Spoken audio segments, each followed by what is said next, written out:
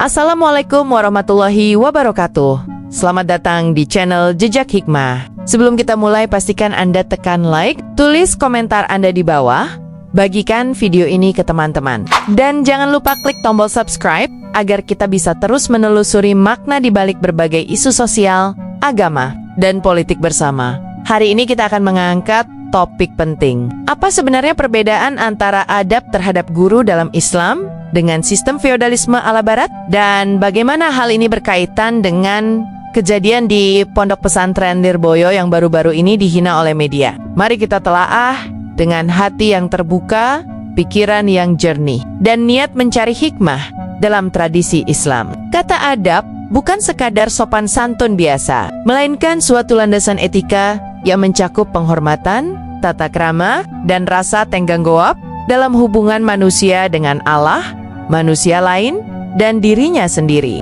Guru atau ustadz dalam Islam memegang posisi yang sangat mulia sebagai pembimbing dalam ilmu dan akhlak, yang dihadapkan dengan amanah besar untuk menuntun muridnya menuju kebaikan. Memahami adab terhadap guru berarti memahami bahwa hubungan ini bukanlah relasi family hamba atau attachment bawahan yang bersifat eksploitatif, melainkan relasi yang dilandasi rasa hormat, keikhlasan, dan kesadaran bahwa ilmu adalah amanah. Ketika seorang murid menundukkan pandangan, mengucapkan salam, ataupun menanyakan izin sebelum bertanya, ia sedang menampilkan adab yang diajarkan oleh para nabi dan ulama.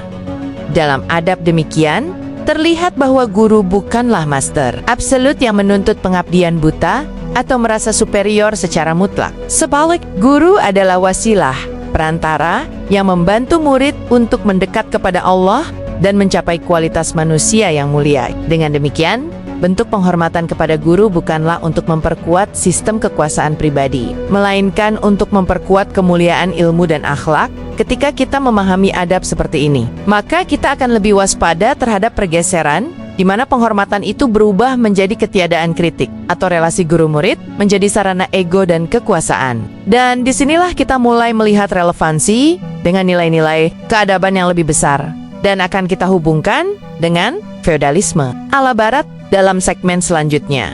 Istilah feodalisme merujuk pada struktur sosial ekonomi dan politik Eropa abad pertengahan, di mana muncul hierarki yang sangat ketat, tuan tanah lord, vasal, dan petani atau serf yang terikat pada tanah dan wajib memberikan layanan atau upeti kepada tuannya. Dalam sistem ini, hak milik, kekuasaan, dan jurisdiksi seringkali berada di tangan segelintir tuanku, dan rakyat bawahan tidak memiliki kebebasan yang sejajar.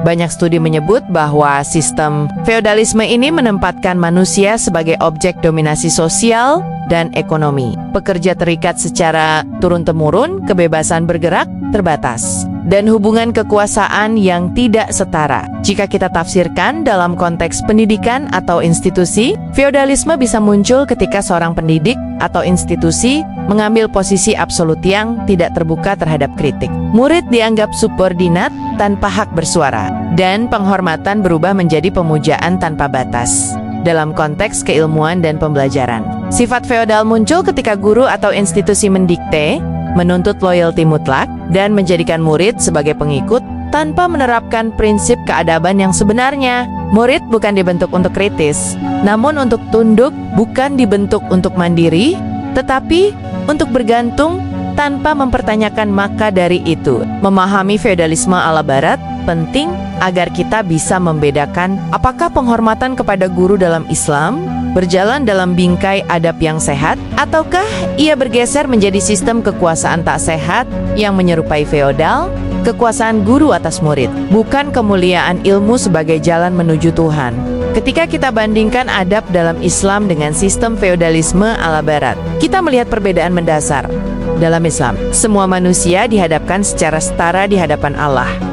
Guru hanyalah wasilah ilmu dan kemuliaan. Sedangkan dalam feodalisme, ada hierarki sosial yang kaku, dan murid atau petani bergerak dalam posisi sangat terbatas. Sebuah kajian menyatakan bahwa Islam memang bertujuan membebaskan manusia dari feodalisme. Dalam Islam, guru tidak punya hak absolut menguasai murid. Tidak ada status tuan hamba mutlak yang menjadikan ilmu sebagai alat dominasi. Selanjutnya, dalam adab Islam, penghormatan kepada guru disertai dengan tuntutan moral.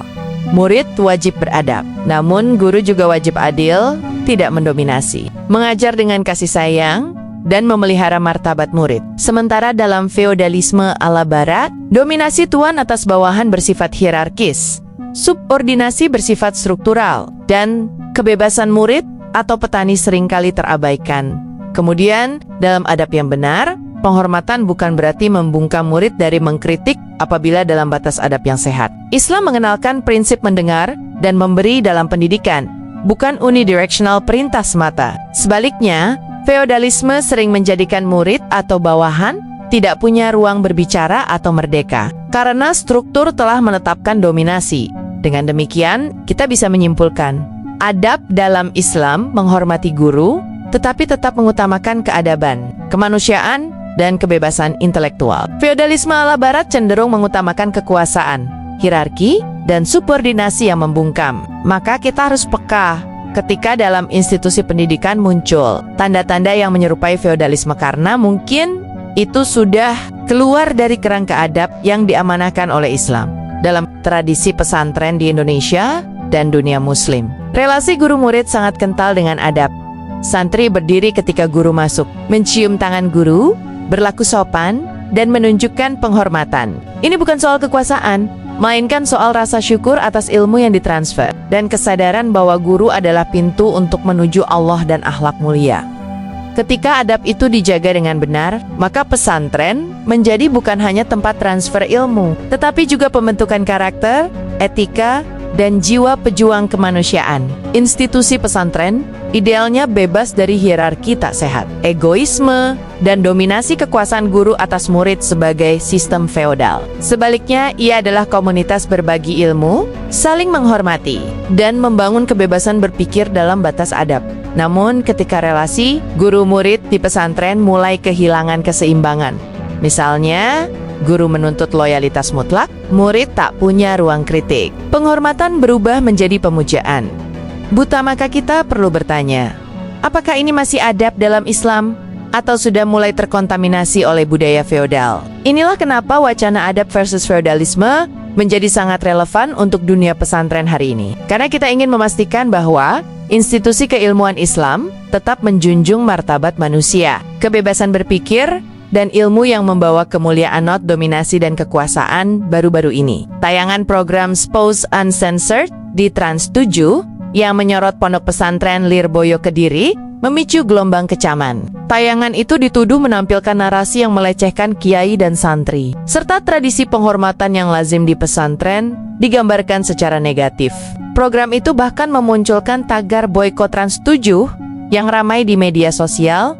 Bagi banyak santri dan alumni Lirboyo, penghormatan santri kepada guru adalah bagian dari adab, bukan indikasi dominasi atau kekuasaan tuan hamba. Namun, dalam tayangan tersebut, penghormatan itu dipersepsikan secara salah, dipolitisasi, atau dilecehkan sebagai bentuk yang kuno atau terbelakang. Ini menjadi titik refleksi. Apakah penghormatan dalam tradisi pesantren kita kini dipahami dengan kerangka yang tepat, adab yang mulia, atau telah disalahartikan sebagai simbol kekuasaan, status sosial, atau bahkan feodal internal yang tidak sesuai dengan ajaran Islam? Karena jika penghormatan itu berubah menjadi komoditas atau alat dominasi, maka itu sudah bergeser dari esensi adab. Kita harus menghormati guru, tetapi juga mengingat bahwa penghormatan itu bukan berarti murid kehilangan kebebasan berpikir atau haknya sebagai manusia yang bermartabat. Dan ketika media menggiring narasi yang memecah atau melecehkan,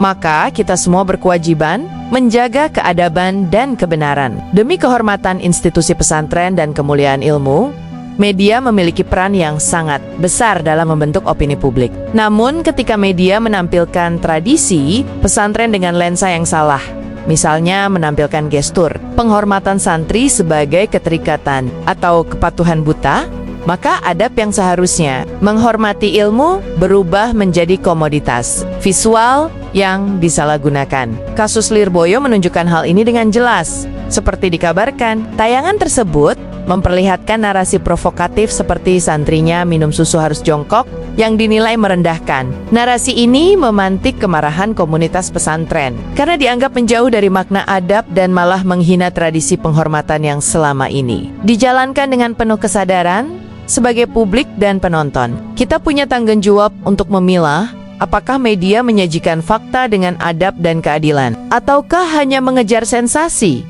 dengan cara menyinggung institusi yang selama ini berkontribusi besar pada pembentukan akhlak bangsa. Ketika kita memahami adab dengan benar, kita akan lebih bijak menanggapi konten semacam ini.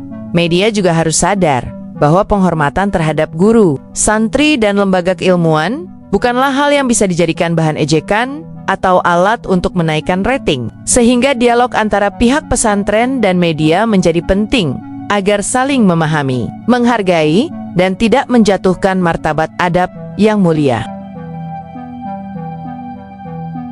Ketika penghormatan kepada guru dalam pesantren atau institusi keilmuan berubah menjadi bentuk dominasi, murid dipaksa tunduk secara absolut tanpa ruang kritis, maka kita memasuki wilayah yang menyerupai sistem feodalisme. Murid menjadi subordinat yang tak punya suara, guru menjadi tuan yang mutlak, dan ilmu menjadi sarana kekuasaan bukan pembebasan.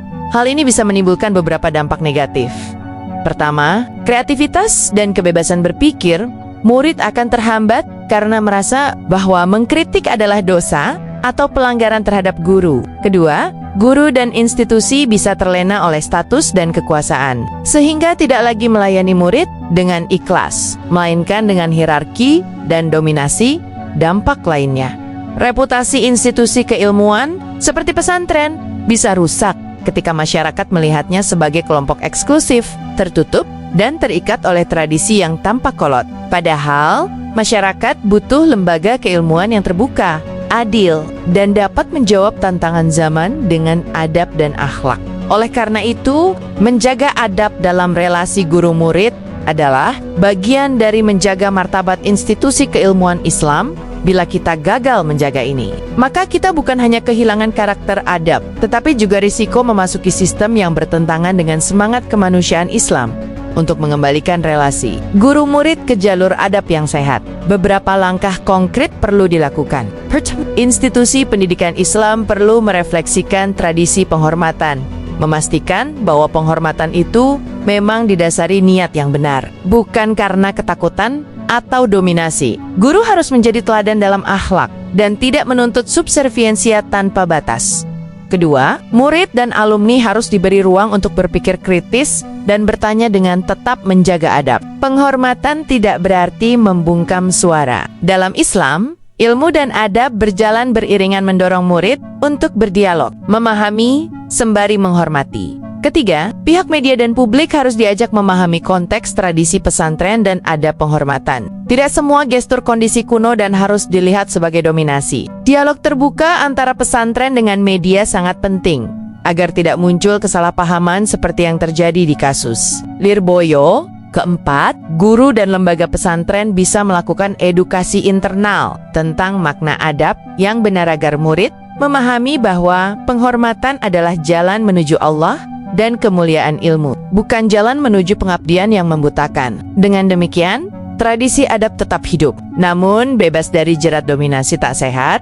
Kasus Lirboyo mengingatkan kita bahwa penghormatan, adab, dan martabat manusia selalu harus dijaga, dan bahwa ilmu bukanlah untuk dijadikan alat dominasi. Sebagai umat muslim, kita diundang untuk merenungkan, apakah penghormatan yang saya berikan kepada guru, institusi, atau ulama benar-benar karena Allah atau karena sistem sosial yang mengikat saya secara tak sadar? Kita juga diingatkan bahwa setiap institusi keilmuan harus selalu berada di jalan pembebasan manusia, tidak memenjarakan murid dalam keterikatan kekuasaan, melainkan membukakan pintu hati, akal, dan akhlak. Sebagaimana dikatakan dalam kajian, Islam tidak mendukung sistem di mana manusia diperlakukan sebagai objek subordinasi. Lebih jauh lagi, kejadian di Lirboyo mengajak kita untuk menyikapi media dan narasi publik dengan bijak. Kita tidak boleh menerima begitu saja narasi yang menghina institusi keilmuan atau merendahkan tradisi adab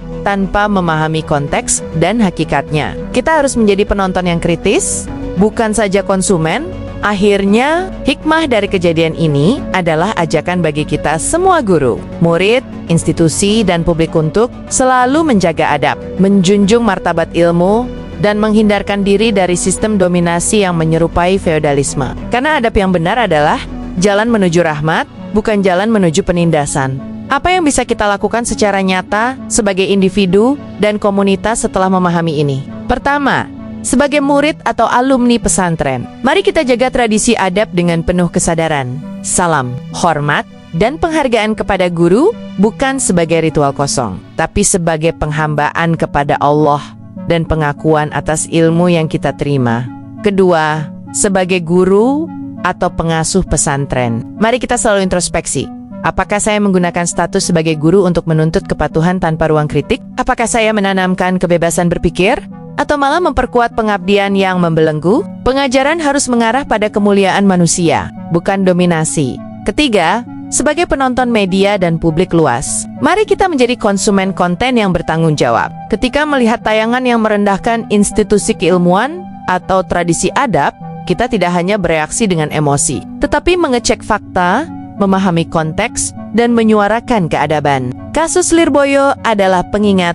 Keempat, sebagai institusi ataupun komunitas pesantren, mari membuka dialog dengan media dan publik, transparansi, edukasi, dan memperkenalkan nilai adab kepada masyarakat luas, agar penghormatan bukan dianggap kuno atau dominasi. Ini adalah langkah pemulihan dan penguatan adab yang sehat dalam konteks modern. Demikian pembahasan kita hari ini tentang perbedaan antara adab terhadap guru dalam Islam dan sistem feodalisme ala Barat, serta kaitannya dengan kejadian di pondok pesantren Lirboyo. Semoga kita semua mendapatkan pemahaman yang lebih dalam, meningkatkan kesadaran kita akan pentingnya adab, dan terhindar dari sistem dominasi yang bertentangan dengan semangat Islam. Jika Anda merasa video ini bermanfaat, jangan lupa untuk tekan like, tulis komentar Anda. Bagaimana menurut Anda tentang tradisi penghormatan di pesantren atau pendidikan Islam? Bagikan juga ke saudara-saudara kita agar mereka juga mendapat manfaat. Dan tentu saja klik subscribe agar kita bisa terus menelusuri jejak-jejak hikmah bersama. Wassalamualaikum warahmatullahi wabarakatuh.